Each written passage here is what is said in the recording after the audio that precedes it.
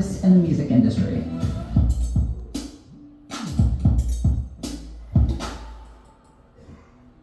This whole messy fight over AI music really boils down to two big questions. One, what can AI music actually do for us? And two, when should artists get paid in a world where we have it? There are a lot of layers to AI music. In the style of Taylor Swift is different from cloning her voice, which is different from using her music to train an AI. And those nuances really matter for how the finished product gets treated. We're gonna get into all of it. But first, you might be wondering, why do we want this? Like, wouldn't having AI make music hurt human creativity and musicians? Not necessarily. I think if we get this right, AI can help us shrink what I'm gonna call the gap.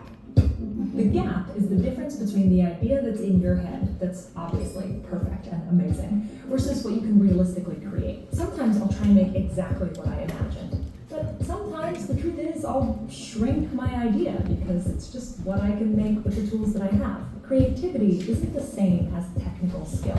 We sometimes confuse them because you often needed one to show that you have the other. But lowering the amount of technical skill that you need to express your creativity is how we've gotten more great music throughout history. A few hundred years ago, you needed to be a musical genius in order to create a composition, right? Someone like a Mozart or Beethoven, it was a huge cost to gather a whole orchestra to test ideas. So they had to test it by themselves, and I can only say that's a musical genius. So there weren't that many of those in the world that could do this. I think we can agree we'd have less great music today if that were still the case. Someone like Navici, who's now passed, in my opinion, he was a musical genius too. His tool was the computer. I see AI as a new tool.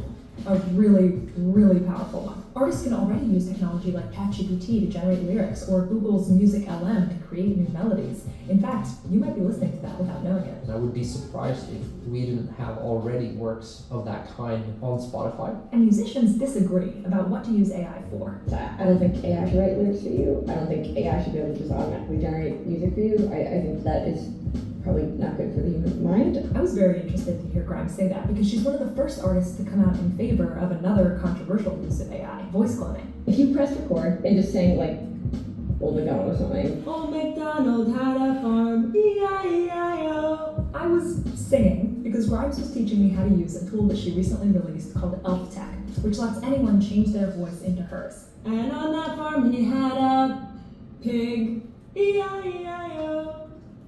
Old MacDonald had a farm, E-I-E-I-O, and on that farm he had a pig, E-I-E-I-O. It just transformed my singing into yours. If you go to Spotify right now and type in Grimes, 2 verified artists come up. That's human Grimes, and that's the collaborator for anyone else who uses her voice on Spotify. And like the really good ones, we're gonna go back and give them a full featuring Grimes.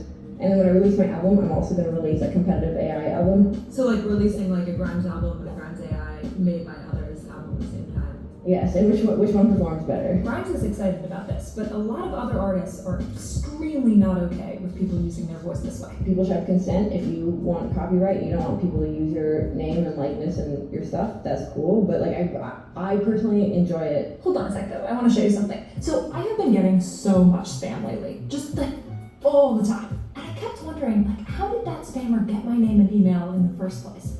It turns out there's this whole shadowy world of data brokers who make money by buying and selling your information. Why care about that? Well, with enough information, data brokers can form a good picture of you, a shadow profile. And then others can then use that profile to do things that you might not want, like assess you for insurance or banking or healthcare. The good news is that you can force many of them to remove you. And Incognito is a service that will do that for you. Look, the way that this works is that they reach out to data brokers and they say, hey, remove this person. And then crucially, they follow up to make sure you actually got removed. Here, I'll show you. Here is my Looks pretty good.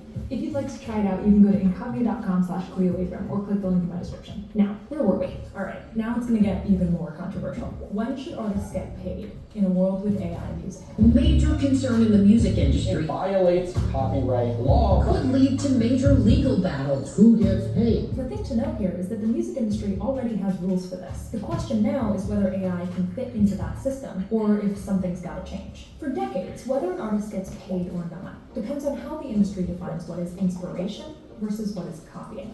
This box, getting inspired by someone and not paying them, is most music.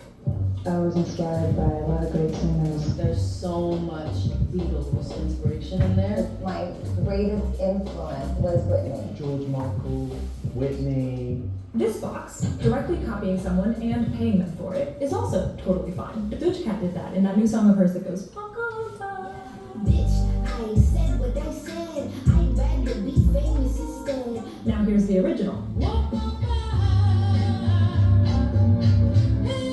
Walk on by. This is just sampling. Doja Cat needs to pay whoever owns the original composition of the song and the original recording. Or a musician might re-record a line or a melody from someone else's song and use it in a new one. I'll use Ariana Grande as an example. Breakfast at Tiffany's and bottles and bubbles. Na na na na na na na na na na. Does that sound familiar? Na na na na na na na na na na na na na na na. I'm gonna stop singing now. These are a few of my favorite things. That's interpolation. Ariana Grande needs to pay the original composer of the song, but she's not using the original recording, so she doesn't need to pay for that. Or an artist could re-record an entire song. That's just covering.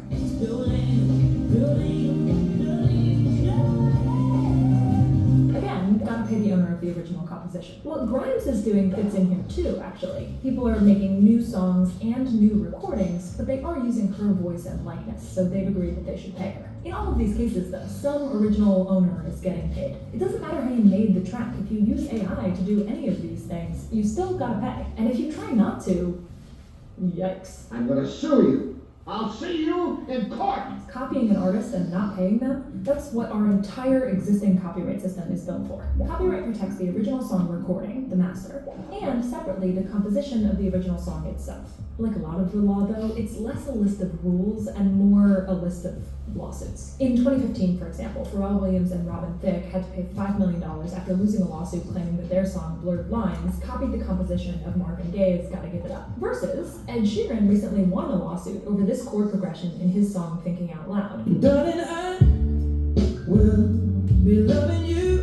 Which the heirs of Ed Townsend claimed was copied from a song that he co-wrote, Let's Get It On. Let's get it on. Sometimes it's just messy. Like Olivia Rodrigo retroactively gave Taylor Swift songwriting credits on some of her songs, and therefore a lot of money in royalties, because other people accused her songs of being too similar. But what about an artist's vibe? Like, in the style of Taylor Swift? Or even making a song that sounds like two artists collaborating, but it's not their composition, and it's also not their original recording. This is where all hell breaks loose. You can't impersonate someone, but you can parody them. You can't copy specific producer tags, like another one. Another one. Another one. Another one. Another one. But you can't copy phrases that other people have used, even if they're super